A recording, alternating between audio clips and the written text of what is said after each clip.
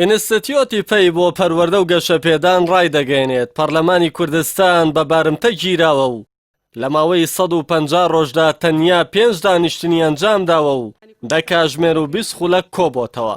بەپی بە دوواداچوونێکی مەیدانی ئینستیتیۆتی پێی باڵاترین دەسەڵاتی یاسادانان و چاودێریکردن مەرجەعی سیاسی و یاسایی خەڵکی کوردستان کە پەرلەمانە نەیتوانیوە ئاوسەنگی لە نێوان ئەرکەکانی وەو کێشانی هاتوونە تەکایەوە ڕابگرێت. هەروە نەیتوانیوە لە ئاست ئەو ئاڵنگارێ مەترسیدارانەدا بێت کە ڕوبەڕووی خەڵکی کوردستان بوونەتەوە. ئینستیتیۆتی پێی ڕایگەیاندووە لە ماوەی 5 مانگە ڕابردوودا کە وەرزی گرێدانی کۆبوونەوەکانی پەرلەمان بوو دەیان قەیران و گرفت و مەترسی ڕوویان لە هەرێمی کوردستان کردووە وەکو لەشکرکێشی سوپای تورکیا و دابەژنەکردن و کەمکردنەوەی موچەی فەرمانبەران و گرفتی بێبایەخکردنی بەرەمی جوتیاران، بەڵام پەرلەمان بێهەڵوێز بووە و قسەی لەسەر نەکردوون. بەپی بە دوواداچوونەکەی ئینستیتیۆتی پێی لە ماوەی 150 ڕۆژدا پەرلەمانی کوردستان تەنیا 5 دانیشتنی ئەنجام داوە و تەنیا 10 کاتژمێر و 20 خولە کۆبووەتەوە.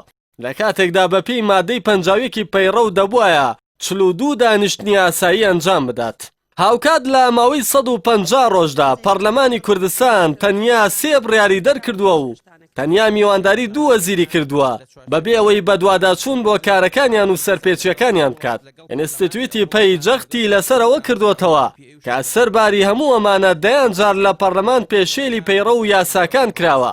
ئەم دامەزراوە گرنگە لەلایەن حیزبە سیاسیەکانەوە نەک هەر پشتگوێ خراوە بەڵکو بە بارمتە گیراوە و خودی پەرلەمان و پەرلەمانتارانیش بوونەتە ئەمڕازی ماکیاشکردنی ئەو دەسەڵاتەی لەسەر جەمبەڵێنەکانی پاشگەز بۆتەوە و بەکارە نایاسایەکانی ئەزموونەکەیشی خستۆتە بەردەم مەترسیەوە.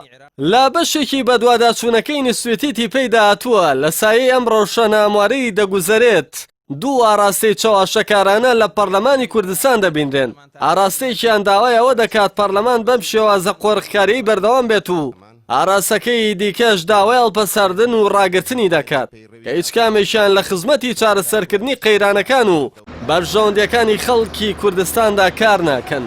ئینستیتیۆتی پێی لە کۆتایی راپۆرتەکەیاندا پرسیار ڕێگاڕاستی هەموو خەڵکی شەقامی هەرێمی کوردستان دەکات و دەپرسێ داخۆ کاتیەوە ناتووە خەڵکی کوردستان داوای هەڵوەشانەوەی و پەرلەمانە بکات و بە دوای شێواز و میکانیزمێکی تردا بگەڕێن و بە لە بەرچاوگرتنی پێوەرە نێودەوڵەتیەکان پەرلەمانێکی تر لە ژێر چاودێرینەتەوە یەکگرتووەکان و کۆمەڵگەی نێودەوڵەتیدا هەڵببژێرێتەوە.